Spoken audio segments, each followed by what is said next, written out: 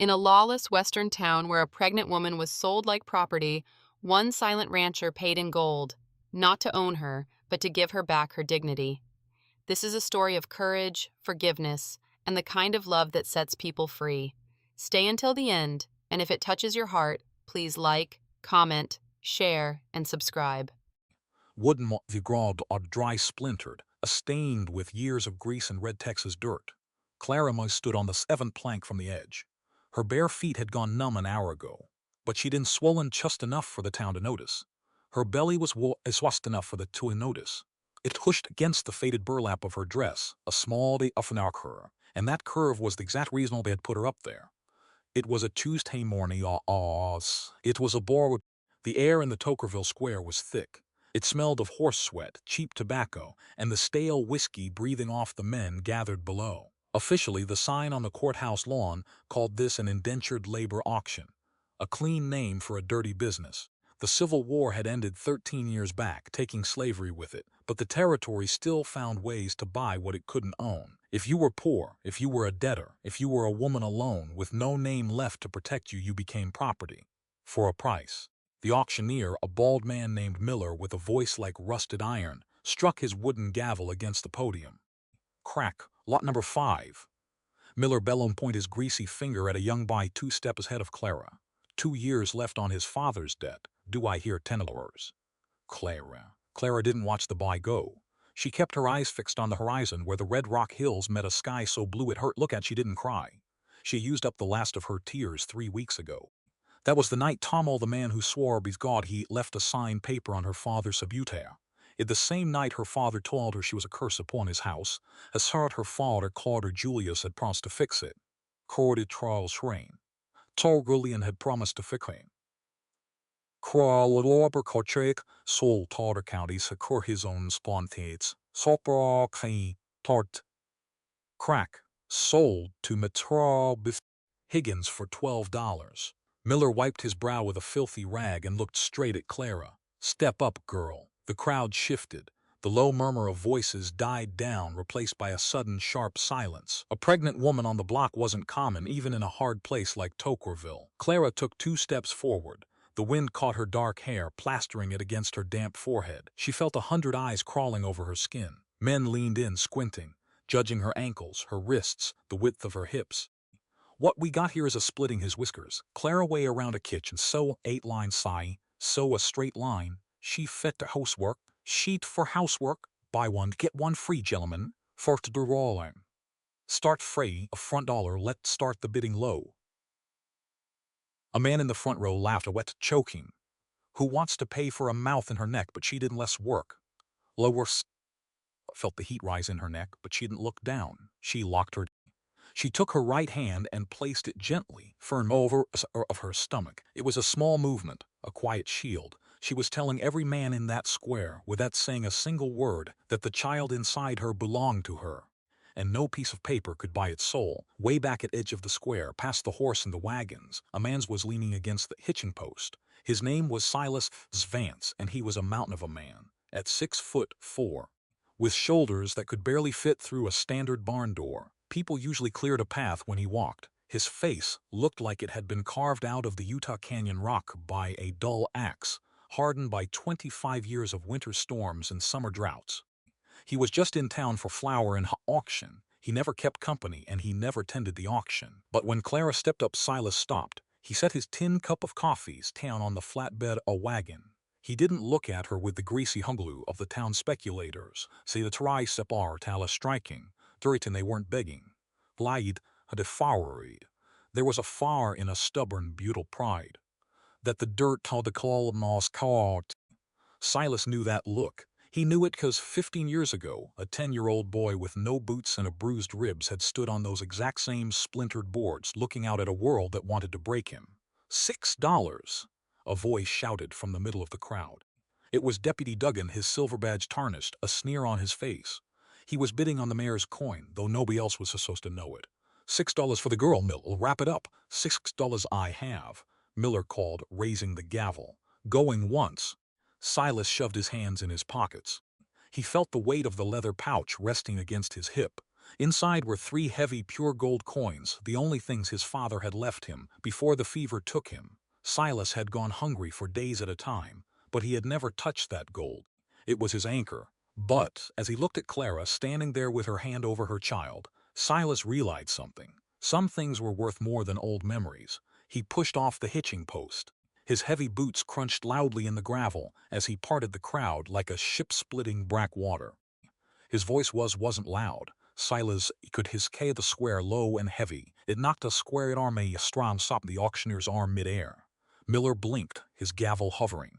Evance, you, the doxasod, saptwots. Haywasan on the buck sop, but slace candas hayuk slate in her chin.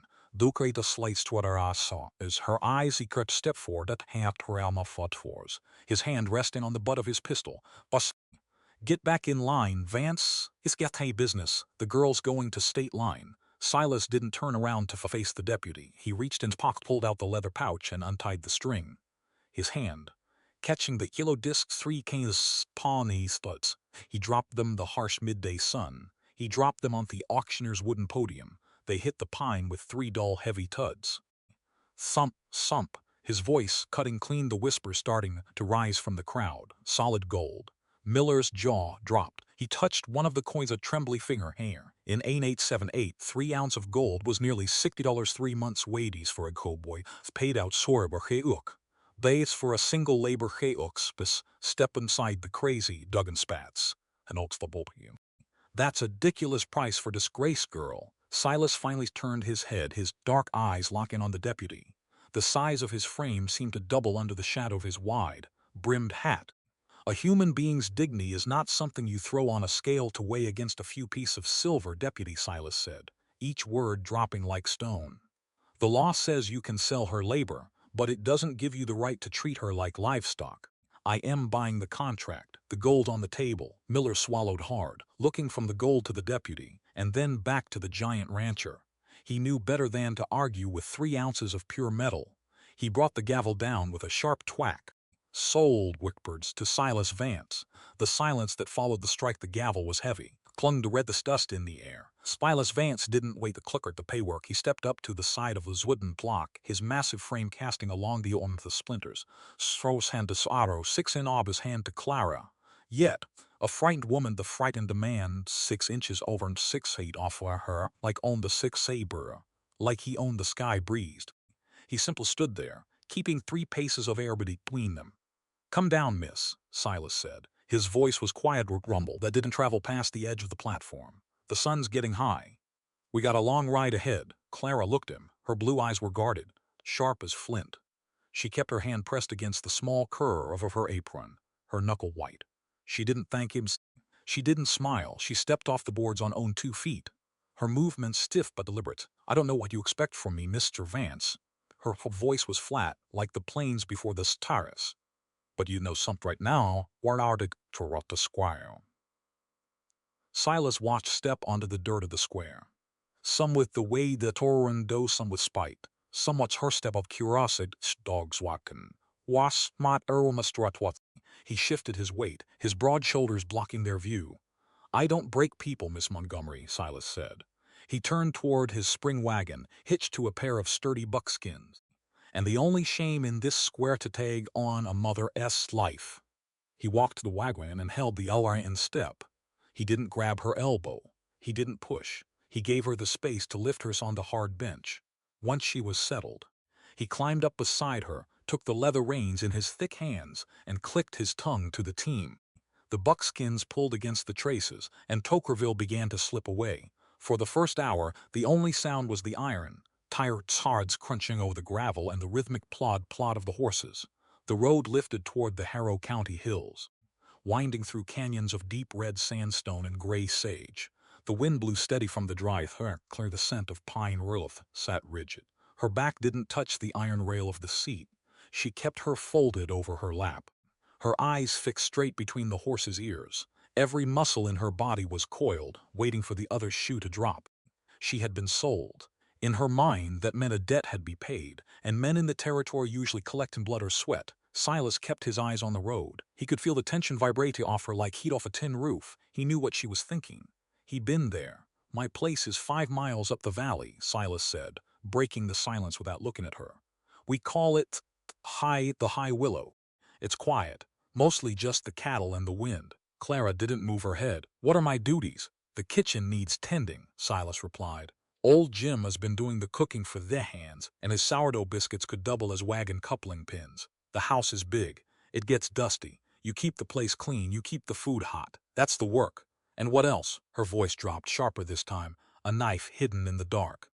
A man doesn't 3 ounces bis-baked. Mr. Vance. Naceless, let's not play games. What else do you want from a disgraced woman? Silas pulled the team to halt. The wagon rolled to a stop, beneath the shade of a large tordo curlopry. Tort. On turns large torso to look at her right. On this ranch, Miss Darkeye were steady. You are a free person to lartwer squarty. Are a free person working your keep, Silas said. He spoke each word with a slow, deliberate rhythm, let impossible to queen them. The law in town says I bought a contract, but my own law says a woman's body and her soul loom at the back of a loan. Has a heavy pine door and an iron bolt on the inside. You run this small door and iron bolt on this side. That's on sod. Os thrust across hot swads. Searched his face. Clara stared at him. She searched Wadiclean, Warwick his face, looking for the lie. She looked for his smirk, the twist of the mouth that every man in her life had used right before they took what wasn't theirs. She found nothing but the hard, honest grain of a man who spoke like he was writing on stone. The tight coil in her shoulders didn't break, but it loosened. Just a fraction. She took a slow rebreath since she'd been brought deep breath a cart Cookerville in the back of a deputy's cart. All right, she whispered. I can handle the kitchen. Silas nodded once, released the brake, and took up the reins again. That's all I ask. By late afternoon, the canyon opened up into high green valley. A creek ran through the middle, lined with silver-leafed willows. At the northern end sat the Vance homestead. It wasn't a mansion like the politicians built in Salt Lake, but it was built to last. The main house was made of squared log and native stone, with a wide covered porch that faced the sunset. Behind it stood a massive timber barn, 2 corrals, and a small garden patch enclosed by a split-rail fence. 4 men were working near the blacksmith shop as the wagon rolled into the yard. Hank was there, a gray-haired veteran with a hitch in his hip from a mini-ball at Gettysburg. Beside him stood Paco, a lean Tejano cowboy with silver spurs that chimed like bells, and young Billy, a 19-year-old kid with a quick smile and a hat that was too big for his head. Old Jim, the cook, poked his head out of the bunkhouse door, a greasy apron tied around his middle. They didn't crowd the wagon, they didn't stare. Silas had a way of running his outfit where a single look from him was worth an hour of shouting. He pulled the buckskins to a halt near the porch steps. Hank, take the team, Silas called out. The old soldier nodded, stepping forward to take the horses by the bits. He gave Clara a brief, respectful touch of his hat brim. Ma'am, Silas got down from the seat, his boots hitting the dirt with a solid thud. He didn't offer to carry Clara down, but he stood by, his massive frame positioned between her and the wind. Clara climbed down carefully, her fingers gripping the wooden ironwork until her feet found the grass. Silas led her up the porch steps and pushed open the heavy front door. The inside of the house was cool and smelled of cedar smoke and old wax. The main room was large, dominated by a stone hearth and a long pine dining table. At the far end, a hallway led to the rear of the structure. He walked her down the hall and opened the last door on the left. A iron bedstead sat under window that looked out the garden in the western mountain. A washstand, a white porcelain pitcher sat in the corners, and on the wooden table se pettered inside a long table-sides card he. That fits they Silas a be dakin toy. Old Mrs. McCart, you sleep here before get take a cockbocker doable, stepping out doors. The bedding's fresh. Take the rest of day to find your feet, Miss Mockdernator. Marked the room towards improve walk buffers. She touched the smooth pine of the bedpost. She touched smooth pine of the pilus. Why'd you do it, mister? Half voice small as Vance? She asked on us, truly, her voice small against the logs of the room. Silas paused. He gripped the edge of the door frame, his hand eerie before her, his eye were covering the wood. Then it looked back at her, the lower fixed on of the floorboards of boy. I need a cook, he said quietly. The door shut. For a long time. The house was quiet, save the more of the bar sacros tarred. Her fingers husbarnad, hard, knocked over to table. A distrokes brawbarm, her sigdovter picked up heavy iron key. She slid it into the lock and turned it. The bolt slid into the frame with a solid, echoing clack. She sank down onto the edge of the mattress. For 4 months, she had been a problem to be solved, a sin to be hidden, a piece of property to be traded away. She laid her hands back over her womb, closed her eyes, and let the silence of the high willow wash over her. For the first time in a very long time, she was behind a door that nobody could open but her. The sun hadn't cleared the eastern ridges when the smell of frying salt pork and fresh coffee drifted out of the high willow kitchen. Clara Montgomery was a farmeress' daughter. The dawn was an old friend. She had found the kitchen at 4 in the morning, her fingers exploring the dark iron of the wood stove until she found the matches. By 5, the long pine table was set with tin plates, a mound of fluffy yellow eggs, and 3 round loaves of soda bread that actually smelled like bread. When the heavy oak door opened, the ranch hands filed in. They stopped dead in their tracks. Young Billy blinked, his nose twitching like a hound dog on a scent trail. He looked at the bread, then at old Jim, who was standing in the corner looking both insulted and deeply relieved. "Mornin'," Billy muttered, pulling off his hat and tucking it under his arm. Clara stood by the stove, a white apron tied tight over her high waist. "Sit down," she said, her voice quiet but firm. "The eggs are hot, don't let 'em get cold." They sat. For 10 minutes the only sound in the room was the scrape of tin forks and the pouring of black coffee. Silas came in last. He took his seat at the head of the table, his massive shoulders blocking the light from the eastern window. He looked at his plate, then looked up at Clara. He didn't say thank you. He didn't make a speech. He just picked up his plate as boss. But Billy noticed. "Boss." The kid whispered, his mouth half full of bread. "I think we ought to keep her."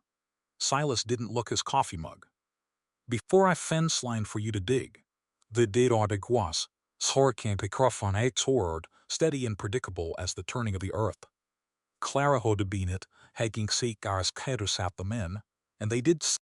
Paco showed her where the dry sage grew along the creek for seasoning. Hank mended the leg of her kitchen stool without being asked. Billy brought her fresh water from the spring every morning. Always making sure to whistle, he approached the porch so he wouldn't startle her. And Silas watched. He watched from the ridge lines while he was working cattle. He watched from the blacksmith shop while he was shoeing horses. He was always there, a quiet, towering presence at the edge of her world, never coming closer than 30 yards unless it was time to eat. On the 12th day, a rider from the stage station rode in the yard. He handed a small, rain-stained packet to Silas and turned his horse back toward the main trail. Clarice walked on the porch. Clara was scrubbing. He didn't say a word. He just held out a small, folded piece of thick paper. Clara Kesks have a hard tud against her ribs. She recognized the sloppy, hurried ink on the outside. It was Julian's handwriting. She took the paper. Her fingers all pared, her fingers they smucklage on corner. Silas gave her a brief nolls, leaving her alone with the ghost of her family. Clara went to her room. Clad en awe, she sat at the edge of bed, her breath coming short. On shallow edge broke the wax seal. "Clara," the letter read, "swum what they did you in town, but don't saw it. I owe Dedius Sterling $100, brought all I would sorry, the Montsettle, and his men said if I didn't stod they'd the old man's barn with mother inside it.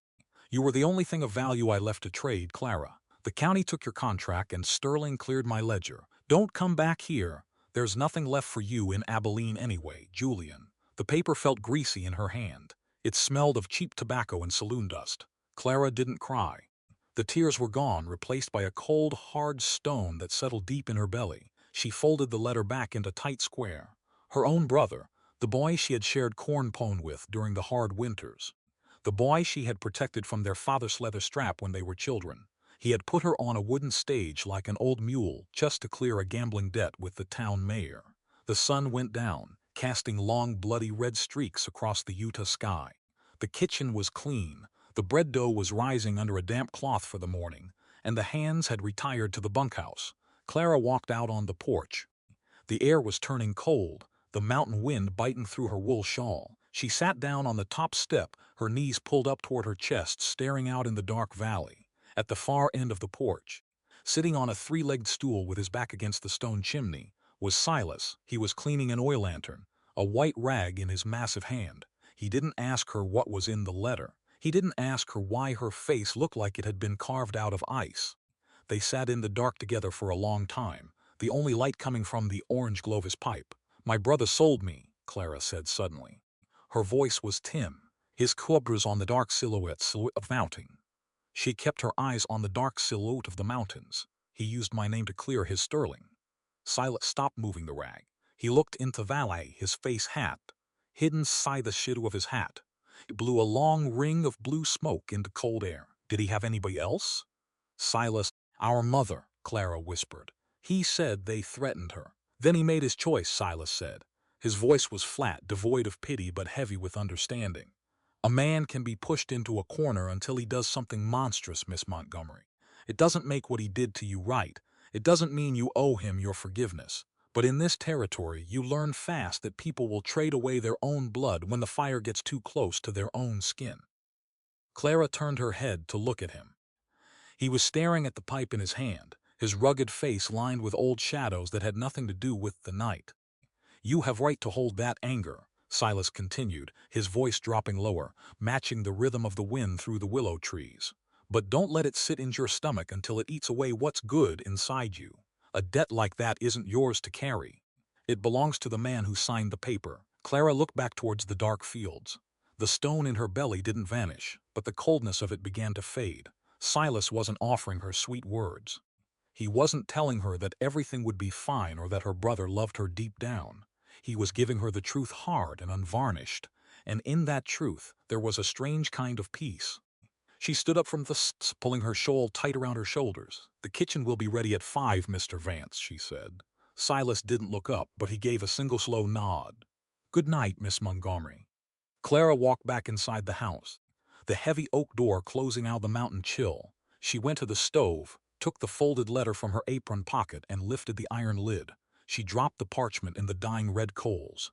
She watched the corners curl, the ink turn black, and the words of her brother vanish into gray ash and smoke. She closed the lid, walked down the hall to her room, and slid the iron bolt into place.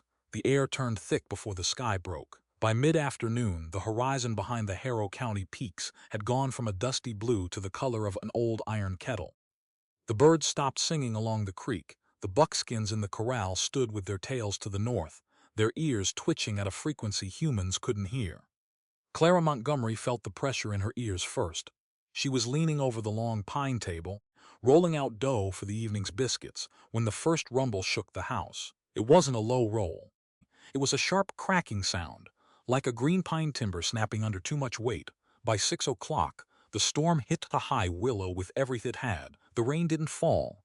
It drove sideways, slinging heavy red mud against the glass of the kitchen window. Some chops raknangchoy, illuminating the room in short, blue flashes that turned the shadows into jagged knives. Clara wasn't a woman who feared the weather. She had lived through droughts and freezes on her father's farm. But this wasn't just weather. This was a mountain storm, violent and unpredictable, tearing at the shingles above her head. She wiped the flour from her hands and walked in the main room to check the window latches. Through the crack of thunder rattled the Arnda's odd barns. She saw a movement out by the barn. A heavy shadow was standing in the middle of the corral, motionless under the freezing downpour. It was Silas. He didn't have his oilskin coat on, his wide osquel soaked, dripping water on his massive shoulders. He wasn't moving. He was just standing there, his hands clenched into fists at his sides, staring at the barn door like he'd forgotten how to open it. Clara didn't think about it. She pulled a wool shawl over her head, lifted the heavy oak latch of the front door, and stepped out the gale. The wind nearly took her breath away, driving the cold rain straight through her dress. She fought her way down the porch steps, her boots slipping in the fresh mud. "Vance!" she shouted. Her voice swallowed instant by the roaring wind. She reached the corral fence and slid between the rails. Silas didn't turn his head. As she got closer, a jagged bolt of lightning struck the ridgeline a mile away, turning the valley white for a single blinding second. In that flash, Clara saw his face. The giant rancher, the man who could break a wild stallion with a single twist of his wrists, was trembling. His jaw was locked so tight the muscle in his cheek looked like a knot of cedar wood. His eyes were wide, unblinking, filled with an old, cold terror that had nothing to do with the water falling from the sky. Clara reached out and took him by the sleeve of his heavy flannel shirt. His arm was rigid as an iron bar. Silas, she called out, using his Christian name for the very first time.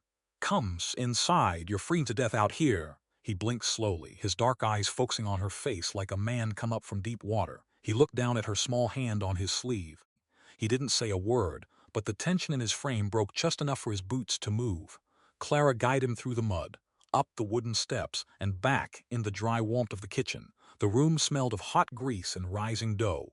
Silas sank on the three-legged stool by the wood stove, his great bulk shrinking in the shadows. Water pooled around his boots, stained red by the coral dirt. She took a knapsack sack and handed it to him to dry his hair, then set a blue enamel kettle on the iron stove lid. She dropped a handle of Rajamaya Shamamai fly a heath. Drink this, she said 10 minutes later, pressing a hot mug in his calloused palms.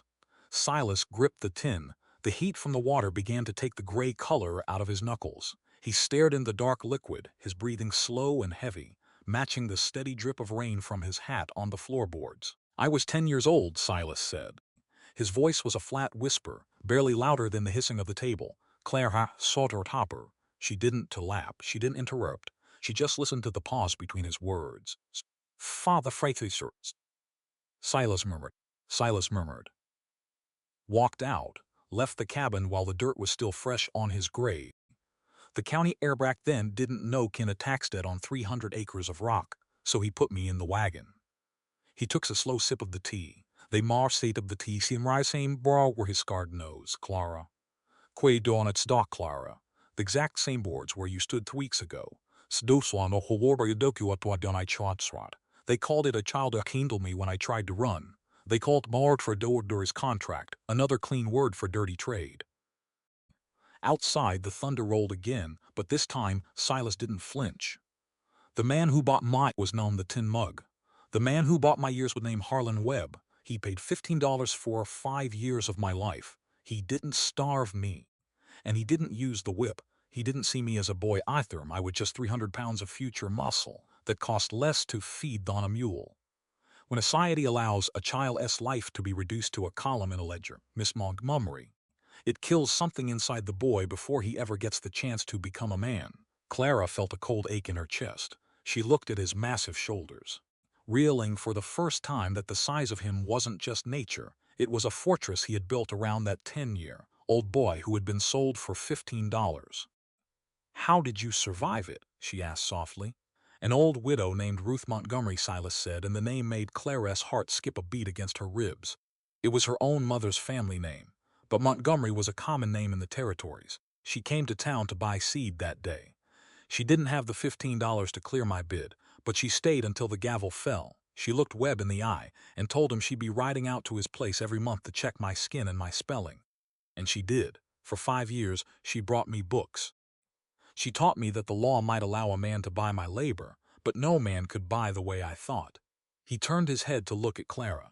The storm outside was beginning to pass, the heavy rain turning into a steady, rhythmic patter against the cedar shingles. That's why I threw the gold on the table, Silas said, looking straight into her blue eyes. Not because I wanted a servant, not because I felt pity, but because when a person is forced onto that block, their spirit is at war with the dirt around them. Ruth Montgomery showed me that a single hand reached out in the dark can keep a soul from turning into stone. I had the gold. C'est ain't quiet to do. Clara sat in the quiet kitchen. The implied meaning of his words settled deep in the room. He hadn't rescued her out of some grand heroic gesture. He had done it because his own humanity depended on it. He was paying a 15-year-old Dwinot, who had brought to stir the dark. She stood up and walked over the stove. The storm's moving east, she said, her voice steady. The wood's dry in the box. I'll have the biscuits ready by the time the hands come in from the bunkhouse. Silas stood up, his great head nearly touching the kitchen rafters. He handed her the empty tin mug, his fingers brushing against hers for a fleeting second. Thank you for the tea, Miss Montgomery, he said. He walked down the hall to his room, his heavy boots making no sound on the rugs. Clara stood by the stove, holding the warm tin mug against her apron. Outside, the red hills were emerging from the gray mist, washed clean by the storm. The newspaper arrived on the Saturday stage, 3 days after the storm. It was the Tokerville Clarion, a small 4-page sheet that mostly printed cattle prices and legal notices for land foreclosures. Clara was wiping down the long pine table after the noon meal when she saw it lying near Silas' ledger book. On the front page was a woodcut drawing of a man with an expansive forehead, a thick gold watch chain draped over a silk vest, and a smile that didn't reach his small, dark eyes. The headline beneath it read, "Mayor Thaddeus Sterling announces campaign for state senate." Clara stopped. The rag in her hand went slack. The room seemed to spin for a second, the cedar log walls pressing in around her. She stared at the drawing of Sterling. The artist had made him look noble, like a pioneer king who had tamed the desert with nothing but hard work and faith. They hadn't drawn velvet-lined parlor in his heavy silvers. They hadn't drawn a girl's wrist in the dark of the laundry room. Silas walked into Haysmith Fockbus, carrying halls from the iron hinge. Saw her standing, there her face the color of skim milk, her eyes locked on Sarwin. He set the hinge down on the wood box with soft clink. The hinge saw swallow and all sauce, her all was soft as the sand. Not one question. It wasn't till swallowed, her throat dry as hop. She sat down slowly on the bench, her fingers wrinkling the edge of the newspaper. 6 months ago I was working the laundry at the Eagle Hotel in Abilene, she whispered. Her voice was shaking, but she didn't stop. My father owed back taxes on our acreage, and the hotel was the only paying silver coin to women. Mayor Sterling kept a private suite on the second floor, who was county business. She looked up at Silas, who was standing by the hearth, his massive arms crossed over his chest. He was a widower. She continued, her blue eyes turning dark with the memory. He brought me his fine linen shirts himself. He spoke soft. He told me I had the hands of a lady, not a farm girl. He said he could speak to the tax assessor by Bonos Radio. I believed that a man with a gorgeous chain didn't need to a girl I smelled a mean, automatic yai soap. She stopped. Smooth the fabric over her door, for its large strat, smooth the fabric over her 4-month pregnancy. When I told him about the child, it went cold, like home rock. And walks. He told me if I breathed a word to the circuit judge, he'd have my father jailed for vagrancy, and the farm sold before the snow melted. He sent his man, Sheriff Duggan, to our cabin at midnight. Duggan told my father that I'd been caught stealing silver spoons from the hotel. My father, he didn't even look at me. He just told Julian to take me to Tokerville and get me out of his sight. She dropped her head, her voice trailing off into the quiet of the kitchen. Sterling is running for the Senate, Mr. Vance. That S.Y. Duggan was at the auction block. They didn't want me sold to a local farmer who might talk. They wanted me bought by a line, rider or a miner who would take me past the territory line where my voice couldn't be heard. Silas didn't move for a long moment. The only sound was the ticking of the brass clock on the mantelpiece. Praise a man who hides his cruelty atida in was most murder and wounds miscongry, Silas said, his deep voice carrying a hard, dangerous edge. The law is a tool to him, something to be twisted until it shields his own sins while it crushes the people who have no names. Lau Sterling wants you gone because an unacknowledged child is a leak in his boat, and politicians don't like to get their boots wet during an election year. He walked over to the table and picked up the newspaper, his large thumb covering the image of the mayor's face. But what he doesn't understand is that a person's truth doesn't vanish just because you pay a sheriff to carry it across a county line, Silas said, looking down at her. Clara, but it can kill the facts. You are here, and this answer to the child is here, and this ranch doesn't answer the to Tokerville courthouse. Before Clara could answer, the town taught its front door to stand to bay a sharp warn sound that meant strange horse were entering Sion. I tossed the patron a sock Sariel. He walked a corner behind the rifle, picked up his smooth and praxed. He said, Claret socked thinks stay flat. Claret stay inside. She followed him onto the porch, standing in the shadow of the heavy cedar posts. 3 riders were entering the high willow yard. In the lead was Sheriff Bart Duggan, his silver star pinned to a black leather vest. Behind him rode 2 deputies, their horses lathered and nervous. They pulled up 10 feet from the porch steps, the dust from their hooves settling over the geraniums Clara had planted in the window boxes. Duggan looked at Silas, then his eyes shifted past him to Clara.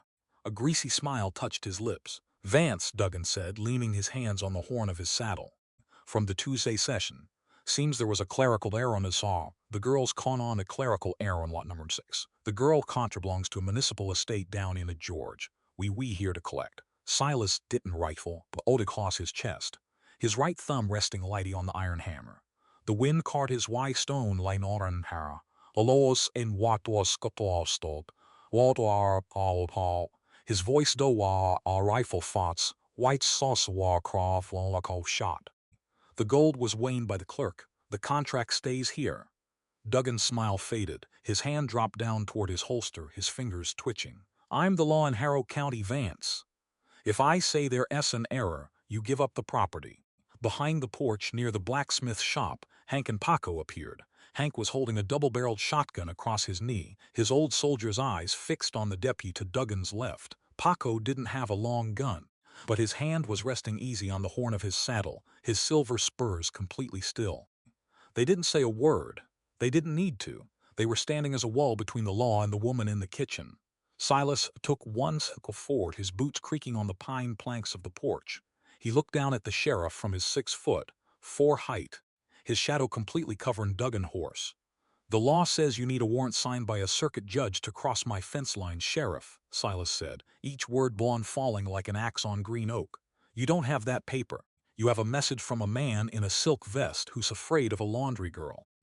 Or ride out of gate right now, or you find out exactly what 3 ounces of gold can buy when a man is defending his own roof. Duggan looked at Silas. He looked at the Winchester. Then he looked back at Hank and Paco standing in the shadow of the barn. He swallowed hard, his neck turning red against his dirty collar. He knew Silas Vance wasn't Vance was a man who made bluffs. He was a man who cleared them. This and over, Vance. Duggan spat, jerking his horse set around. Sterling's going to the Senate. You can't hide her forever. The 3 riders dug their spurs in their mounts, turning back toward the main trail in a cloud of red dust. Silas watched them until they cleared the outer gate. He didn't lower the rifle until the sound of the hooves had completely died away into the willow trees along the creek. He turned around and looked at Clara. She was standing straight, her hands still over her womb, her blue eyes bright with a strange, fierce pride. She hadn't run to her room. She hadn't hidden behind the door. They'll be back, she said quietly. Let 'em come, Silas replied, setting the Winchester back in its corner. A roof is only as good as the man who stands under it, Miss Montgomery.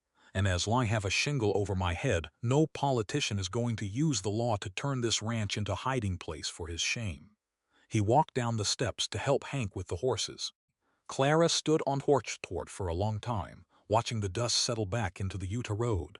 The fear hadn't completely vanished from her heart, but as she looked at the heavy logs of the Vance house, she knew one thing for certain: she wasn't standing on the auction block anymore. The kitchen was quiet at 8 o'clock in the evening.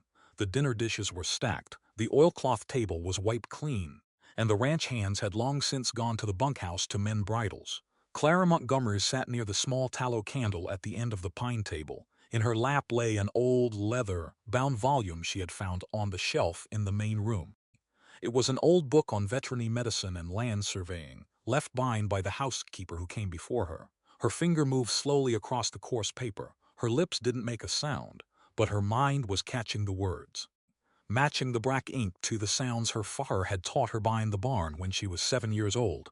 A horse with a colic requires 3 drams of linseed oil, she read to her. The heavy oak door creaked.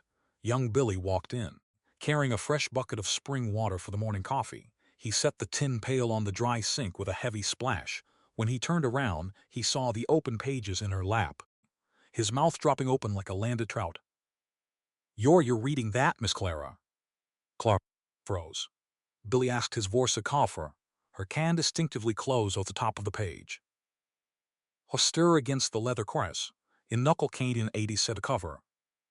The territory was viewed with a sideways glance. Her view looked sidely on a girl, a poor woman of boss her boss horse who were on her station quired. They called them Syrie quired. Poor Thomas told her that a woman with too many letters in her head would only breed as Kent in a kitchen. My father taught me, Billy, Clara said. Her voice was quiet, a steady line at the boy's surprise. Before the farm went bad. You going to tell the town? Say love ours hat. His face tarson what a beat. Lord. No, ma'am. Ah, wants to talk. My own Tatanas but ain't got a picture of a horse on it. I didn't know. The door as Vance stepped Anik and see a leather straps that needy sallow he stops that need tallow. His dark eyes moving from Billy's red face to the heavy book in Clara's lap. He didn't ask what they were talking about. He didn't ask lay on the corner of the table, and just said leather on the corner of the table and down on the long bin. Go check the latch on grain bin. Go check the latch. Yes, boss, the kid said, glad for excuse to leave to room. He scrambled out the door, his boots thudding against the porch plank. Silas sat in the silence of the kitchen. The candlelight caught the deep lines around his eyes. Silas tree that had survived the cans. He reached to fight a dozen fires, a beast across the pint in massive scarred hand coming trotsidura, pull it away from her. What book is it? Old Bissery Snines. McCarthy's manual, Clara said, her voice dropping a register, on the treatment of stock and the measurement of boundary lines. Silas gave a slow nod. He reached into the pocket of his wool vest and pulled out a small pocket-sized volume with a green cloth cover. The spine was split, the fabric sawn down to the gray thread. He laid it gently on the pine between them. It was a copy of Walt Whitman's Leaves of Grass. Read a piece, Silas said, out loud. Clara looked at him. She looked at the green book, then back at his face. His expression wasn't a challenge. It was an open door. She turned the pages of the Whitman book until she found a marker made from an old piece of straw. She cleared her throat, her voice small but clear in the warm kitchen. I am large, she read, her finger guiding her eyes. I contain multitudes. Silas leaned back against the squared log wall, his large arms crossing over his chest. He closed his eyes, listening to the rhythm of her voice. The words didn't sound like a lawyer's speech or a preacher's sermon. They sounded like the wind moving through the high pines on the ridge. Who taught your father? Silas asked after she closed the cover. An old schoolmaster in Missouri, Clara said. Before they came west, my father always told me that a human mind is like an open pasture. If you don't fence it with knowledge, the weeds will take the grass, and then you've got nothing left to feed the cattle. He said it was the one thing the tax collectors couldn't take from us when they took the mules. Silas opened his eyes. He reached out and pushed the textbook on land, surveying back toward her side of the table. Your father was a wise man, Clara, Silas said, using her name with a quiet respect that made the room feel larger. In this territory, a lot of men want their women silent because a silent person is easier to manage. They tell you that a woman who reads is a danger to the home, but the truth is, chi thức không phải là một mối nguy hiểm, nó là một công cụ bảo vệ. Một người phụ nữ biết đọc hợp đồng là một người phụ nữ không thể bị lừa dối bởi chữ viết của một gã thị trưởng hay một gã đầu cơ đất đai. He picked up a piece of charcoal from the wood box and laid it next to a blank piece of brown wrapping paper. I can read the brand on a cow, and I can read the sky before a blizzard, Silas said, his voice dropping into a rhythmic cadence. But the legal letters in the land office down in Toquerville, they use words that look like a picket fence to me. They use the law to blind a man before they take his water rights. When a person stays ignorant, Clara, they are giving up their right to stand equal with the men who hold the pens. He pushed the paper toward her. If you have the letters, you hold the power, Silas said. I want you to read the ranch ledger with me every Monday night. I want this child you're carrying, whether it's a boy or a girl, to grow up, knowing how to look at a sheet of paper and see the truth behind the ink. Education isn't a privilege for the wealthy in silk vests, Clara. It is the only way a poor person keeps their freedom in a hard land. Clara felt a warmth spread through her chest that had nothing to do with the wood stove. She looked at the brown paper, then at the charcoal. She picked the blackened wood steady as she wrote her own name in large, clear block letters, Clara. For the next 2 hours, the giant rancher and the pregnant farm girl sat at opposite ends of the pine table. Clara didn't read romance stories or tales of high society. She read the descriptions of Harrow County's boundaries from the survey book, explaining the terms to Silas while he listened with the intensity of a scout tracking a trail. They were two lonely people, each bearing a scar from the world outside. Find a common ground in the black marks left on white paper. It was near midnight when Clara felt it. It wasn't a pain. It was a sharp, gent movement in her apron, a sudden, double kick against her palm. She gasped, her hand flying to her stomach, her breath catching in her throat. Silas stood up instantly, his stool scraping loud against the floorboards. Its halt bright with a sudden line that wasn't there before. She shook her head. A slow to smile beautiful side to hides her face. For the very first time since she had arrived at the high willow source, the baby stars pressed into fabric. Smashed strong. It's just those frozen two hands. Strong, towerist candle. It's just baby hand over the small tea. Then at the gentle curve beneath her apron. He didn't reach out to touch her, he knew his place. But the hard, rocky lines of his face softened into an expression that looked like an old memory of home. "A strong child is a good thing," he said softly. "It means it's ready for the road." Clara looked down at the paper where her name was written. The baby kicked again, a small reminder that she wasn't just working for her keep anymore. She was building a life behind a locked door, and for the first time in 4 months. The future didn't look like a blank wall. By July, the high Willow Valley was a furnace. The mountain wind lost its chill, blowing hot and dry from the south, carrying the smell of baked clay and parched sagebrush. The creek dropped 6 inches, exposing white, water-smoothed stones along the banks where the cattle came to drink. Clara was entering her 6th month. Her body had grown heavy, her movements deliberate and slow, like a heavily laden freight wagon climbing a ridge. Her ankles swelled if she stood too long by the hot iron stove, but she refused to let old Jim touch the cooking. "I'm paid to do the work, Mr. Vance," she said one afternoon when Silas found her leaning against the wood box, her breath coming short. Silas didn't argue with her. He didn't shout. He just walked in the kitchen, picked up the 5-gallon oak water buck with one hand, and carried it out to the well himself. When he came back, he laid a thick piece of cedar wood across 2 barrels near the window, making a bench where she could sit while she peeled the potatoes. "You're an obstinate woman, Miss Montgomery," Silas said, setting his hat back on his head. "I am a farmer's daughter," Clara replied, her knife dropping a long curl of brown skin in the pot. "We don't know how to sit still until the sun goes down." Silas didn't say another word, but later that afternoon, the steady clop an axe sounded from the old woodshed behind the kitchen. Clara looked out the small window. Silas had his sleeves rolled up, his thick white arms glistening with sweat as he worked a piece of clear, straight, grained pine. He wasn't chopping firewood. He was using a draw knife, shaving the wood down into smooth, curved ribs. He worked with a strange kind of gentleness, his massive fingers testing the grain for splinters after every stroke of the blade. He was building a crib. He didn't mention it at supper. He didn't say, "I'm making a place for your baby." But every evening after the cattle were bedded, the rhythmic shh of his sandpaper came through the logs of the back wall. Clara sat in her room with her key turned in the lock, her heart swelling at the sound.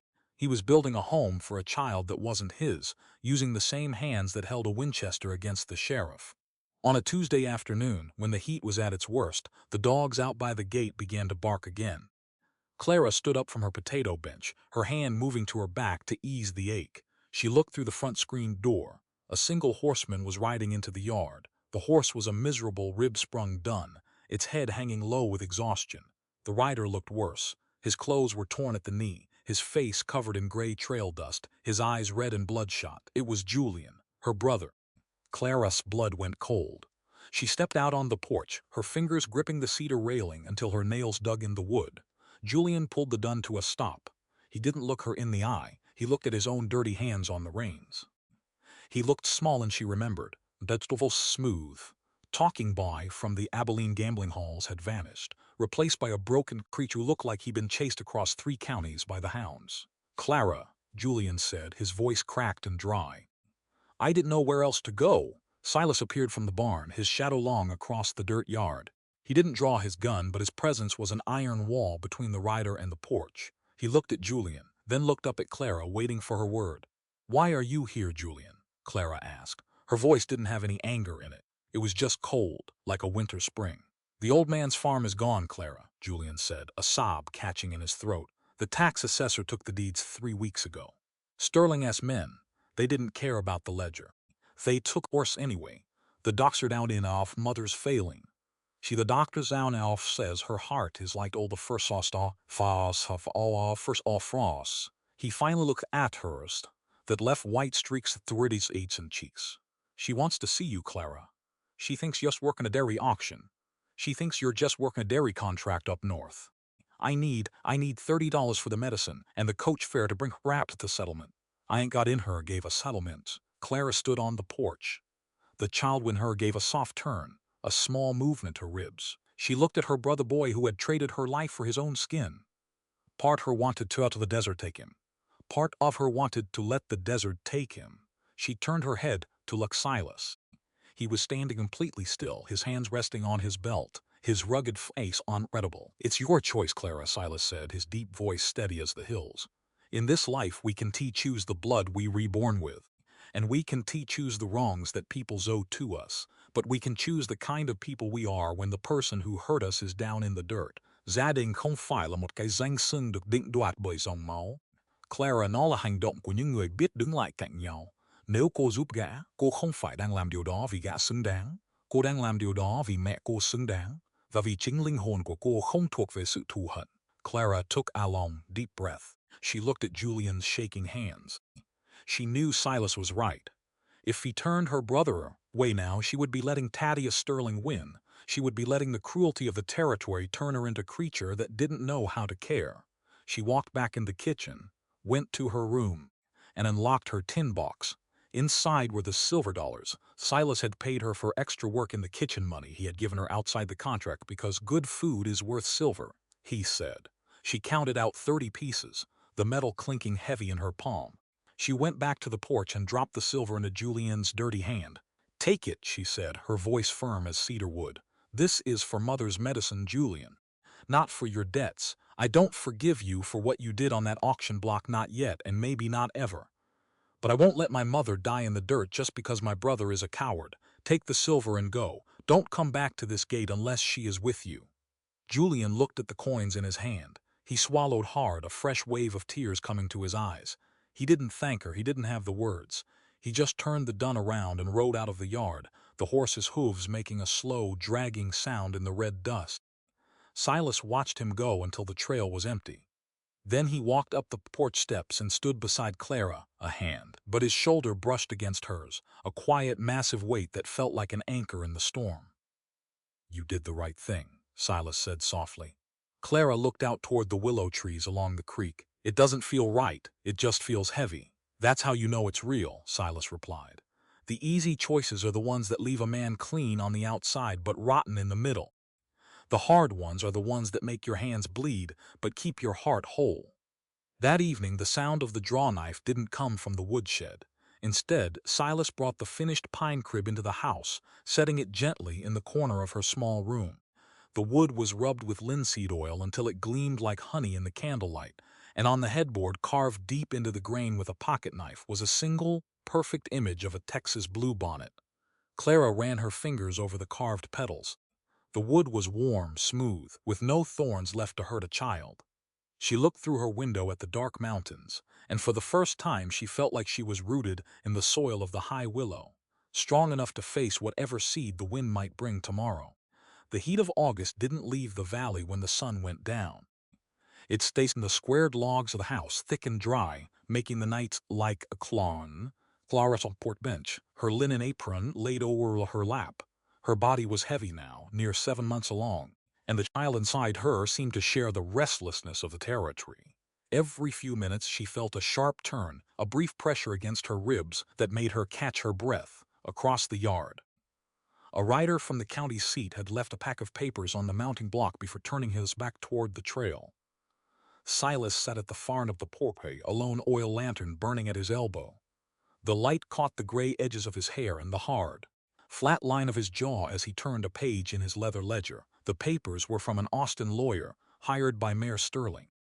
Een Clarice Kant was voided judge claiming Clahay Contart Ford with her own counteens. If the judge's Haiti was a lie, wrapped up in clean ink. If the judge signed it, Seraph Duggan and Sklyne Kola Halki Clayhouse claimed the Krogs fit on the Hesed. He rubbed his thumb the pine table. He can't hear slard far faint Laurus, his slow as a man medvedi court. Poso slama Claras Cosline to use the courts, Clara said. Her voice was small against the chirping of the crickets in the willows. "He's the silver to buy the judge's ink, Silas." Silas closed the ledger with a soft thud. He stood up, his 6'4" frame blocking the yellow lantern light, and walked down the steps in the dark yard. He stood there for a minute, looking up the salt spilled across a black blanket. When he came back up the steps, he had a small iron, banded cedar box under his arm. He set the box between them on the bench. He lifted the brass latch. Inside, resting on a piece of faded red flannel, were no papers or deeds. There were just 3 circular hollows in the cloth, now empty. "My father carried these from the Missouri border," Silas said. His voice was a low, rhythmic murmur matching the steady hum of the wind. 3 ounces of pure, river-washed gold.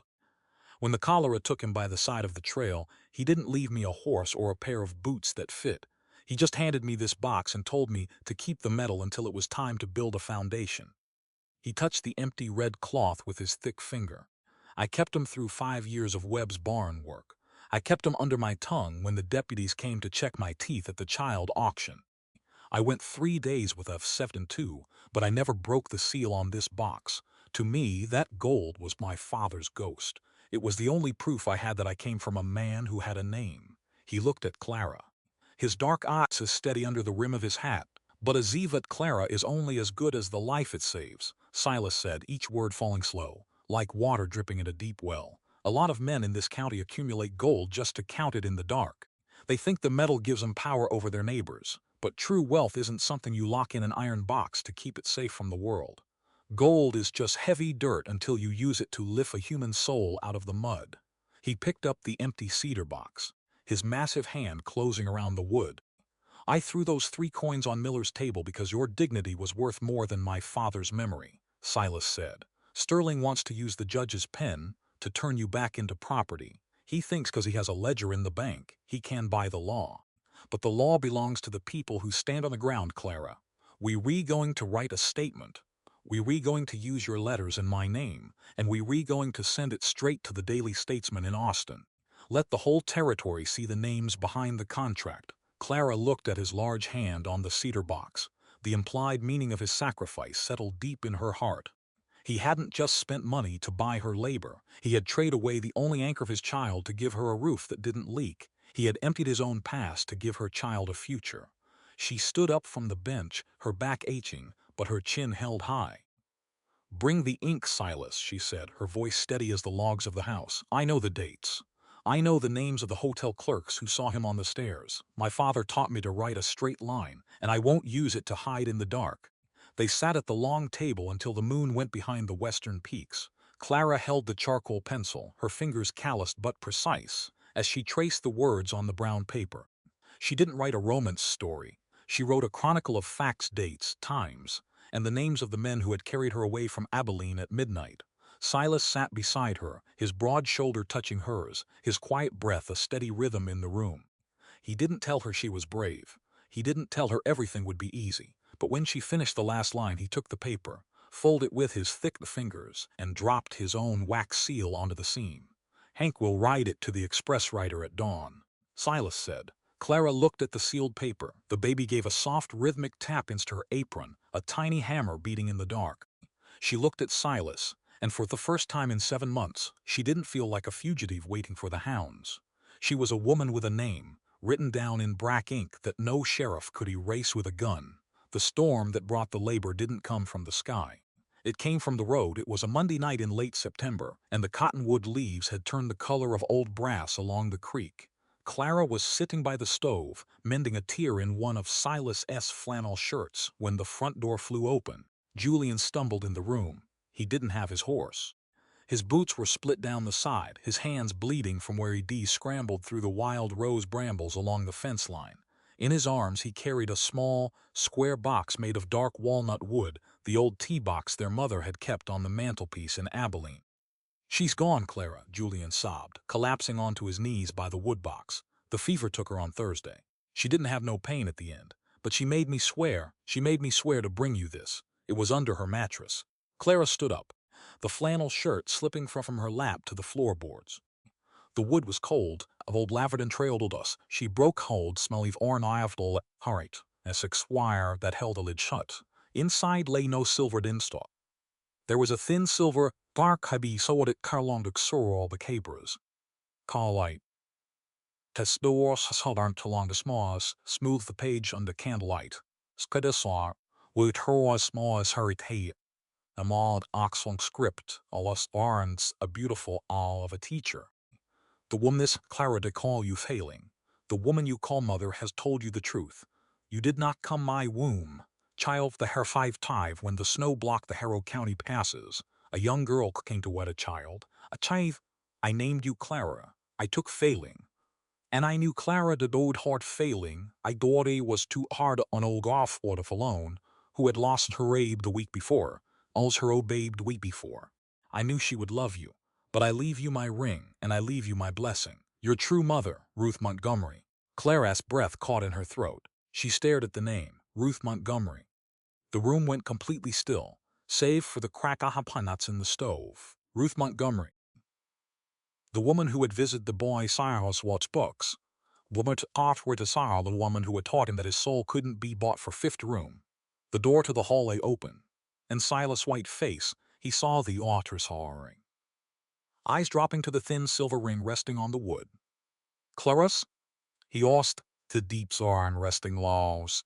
Clara looked up slower and sorry. Her words on sunny.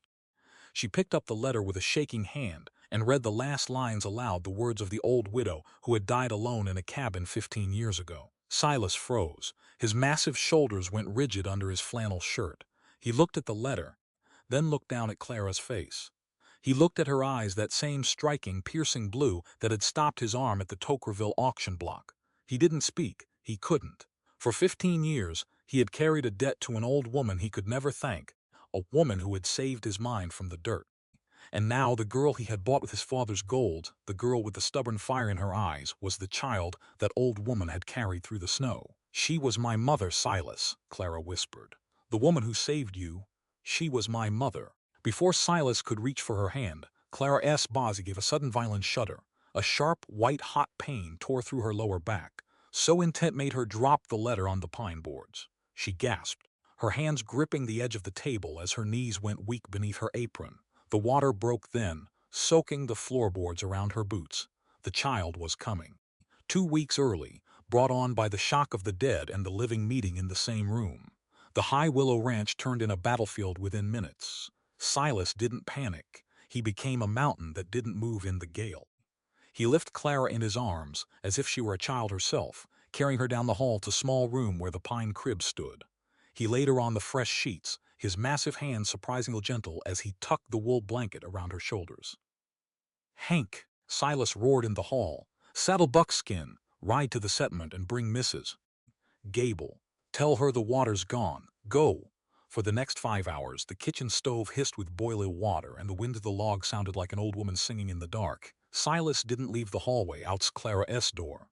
He sat on a low wooden bench, his knees nearly touching his chin, his head buried in his hands. Every time a cry came through the pine door, his great shoulders shook, his knuckles turning white as he prayed into the cedar logs. It was 3 o'clock in the morning when the sharp, thin cry of a newborn baby cut through the roaring of the mountain wind. The door opened and Mrs. Gable, her apron stained with blood and sweat, a weary smile her wrinkles. "It's a girl, Silas. It's a girl, Silas. Come on in." Silas stood up slowly, his legs stiff from the hours, his legs in the sorrow's bed. He stepped in the small room, casting a long, golden light over the bed. Clara lay back against and tangled, her dark hair damp and con, her face against the plate of his exhausted but completely at peace.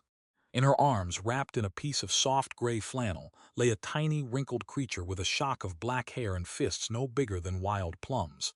Silas walked to the side of the bed, his boots making no sound on the floorboards. He looked down at the child, his massive chest rising and falling with a breath he'd been holding for 5 hours. "You want to bay her, Silas?" Clara asked, her voice a tired whisper. Silas hesitated, his huge, calloused hands opening and closing at his sides. He looked terrified, more terrified than when he faced the sheriff's Winchester. My hands are too rough, Clara. I might break her." "She won't," breathed softly, shifting the bundle in his arms. Silas took the child. He held her against his flannel shirt with the care of a man balance, scaling an ounce of gold. The baby opened her eyes, two tiny, unblinking slits of striking, piercing blue, and let a soft, wet sigh against his chest.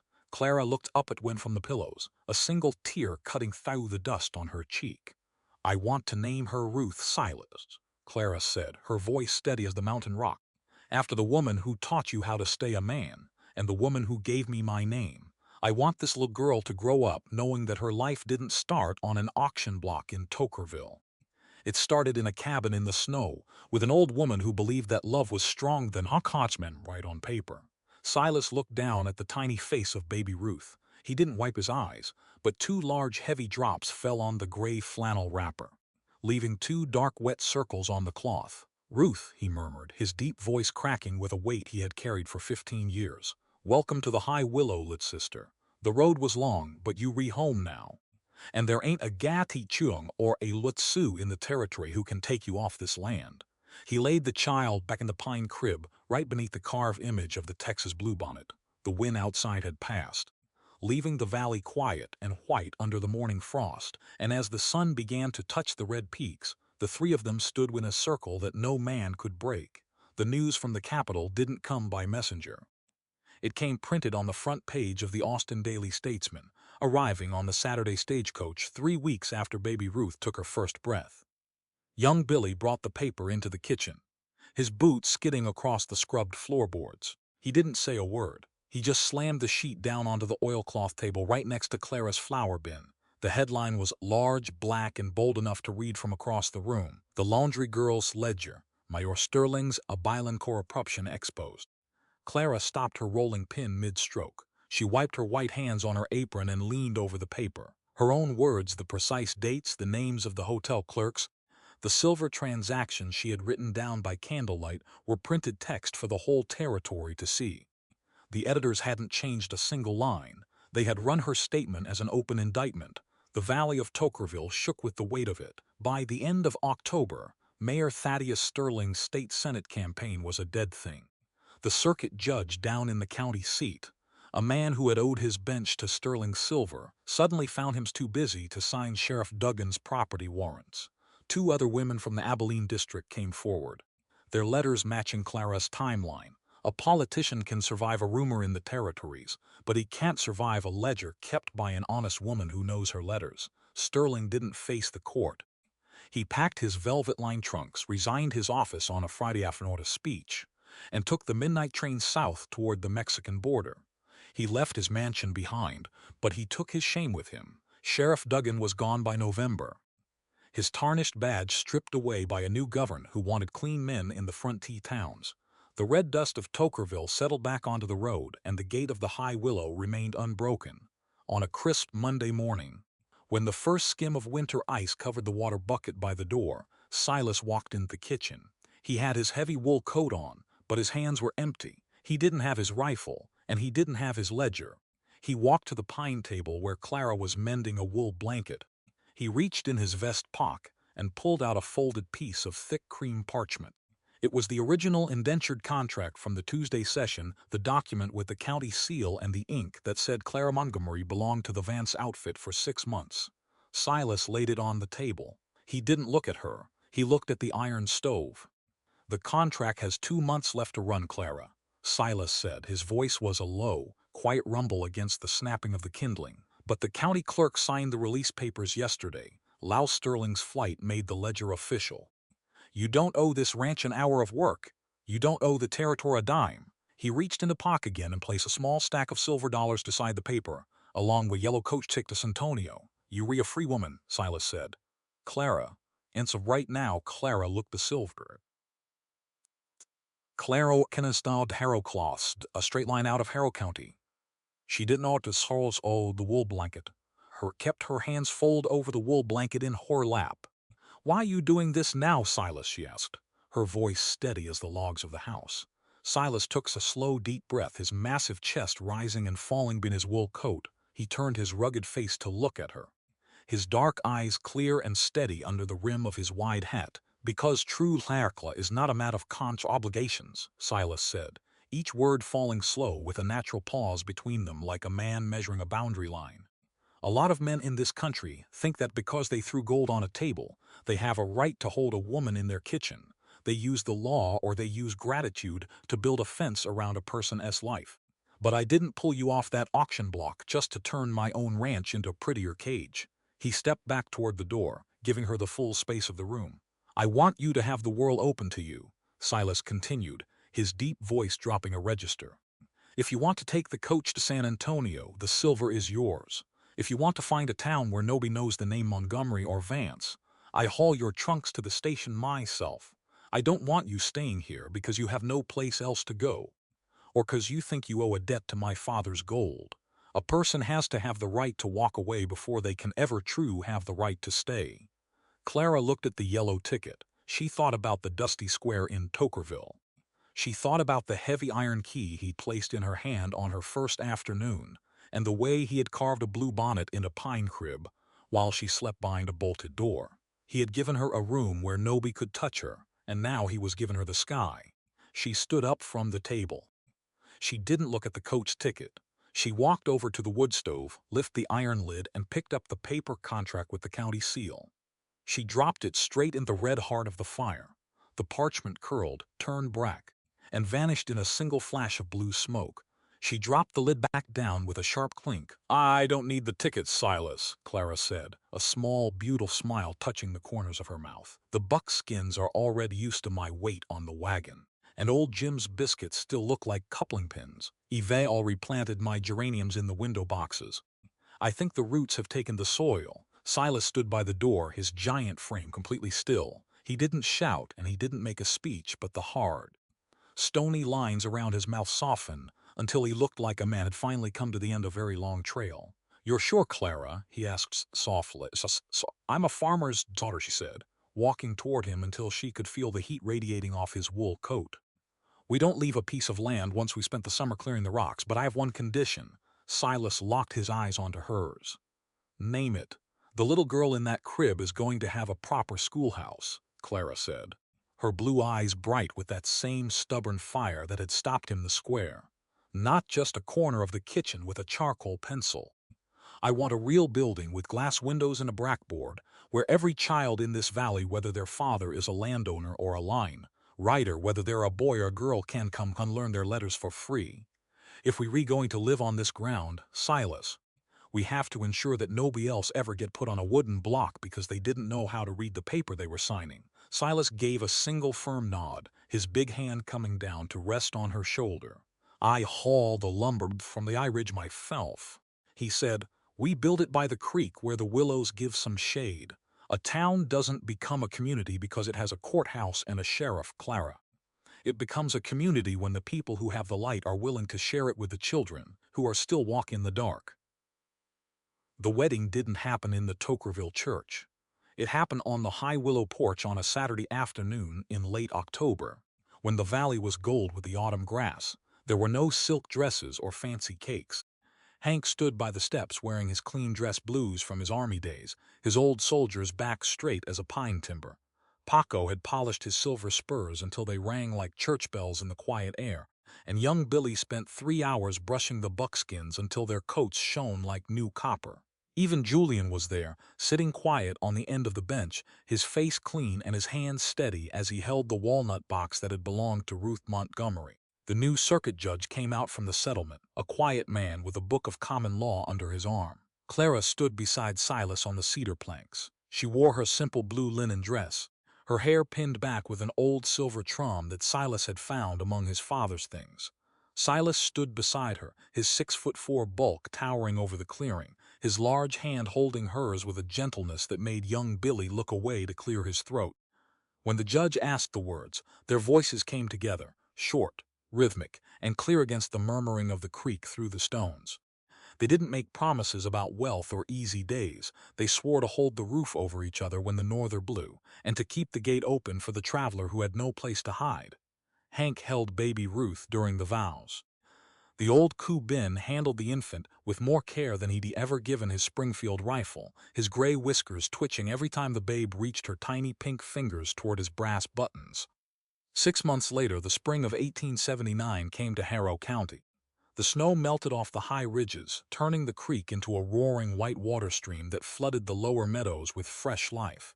The green grass came back, thick and sweet, and the wild bluebonnets carpeted the hills until the valley looked like a piece of the sky had fallen into the red dirt. The new schoolhouse stood by the willow grove, its pine timbers fresh and smelling of turpentine in the morning sun. 6 children from the surrounding ranches were already sitting on the benches inside, their slates scratching loud as Clara traced the letters ABC across the smooth slate blackboard. Silas rode up from the corral, his horse splashing through the shallow water of the crossing. He pulled the buckskin to a stop near the schoolhouse door and dismounted, his heavy boots hitting the sod with that familiar solid thud. Clara walked out on the small covered porch, baby Ruth balanced easy on her hip, The child was 7 months old now, her hair dark as night, her eyes that same piercing, beautiful blue that both her mother and the old widow Ruth had carried through the territory. Silas walked up the steps, pulling off his wide hat to let the wind cool his forehead. He looked at his wife. He looked at little girl who was reaching her chubby arms towards his scarred nose. And then he looked out across the green valley, where his cattle were grazing along the flats, the fence lines clear all the way to the canyon. Silas said, his voice a low, satisfied murmur. The water's running sweet in the ditches. Clara leaned her head against his jaw shoulder, watching the children inside the cabin look up from their slates to watch a hawk circling high above the red rocks. "Did you ever think it would like this, Silas?" she asked softly, "when you were standing by the hitching post in Toquerville." Silas reached out, his thick thumb gently brushing the soft cheek of his daughter. "No," Silas said, his voice dropping into that deep, rhythmic cadence that sounded like the earth itself speaking. "I thought I was just buying a contract to ease an old scar. But that's the secret of this land, Clara. You don't ever really know what's going to grow when you drop a good seed in the dirt. The territory is hard, and the law is often crooked. But if a man keeps his hands clean and stays ready to shield the people who are weak, the soil will eventually give you back exactly what you were willing to give up." Clara nodded, her fingers tightening around his hand. Inside the schoolhouse, a young boy began to read aloud from his primer, his voice small but steady as he conquered the words one by one. And there on the Utah border, under blue sky that had boundaries, the three of them stood in the moonlight, unbroken, free home. This work of fiction is a product of the author, negligence. Any resemblance to actual persons, living or dead, events or locus, is purely coincidental, and it tends totally to artistic or factualities, and should not be interpreted as a reflection on individuals or factual occurrence. When the dust finally settles over High Willow Ranch, this story leaves us with more than the image of a woman saved from an auction block or a child born beneath a roof of safety.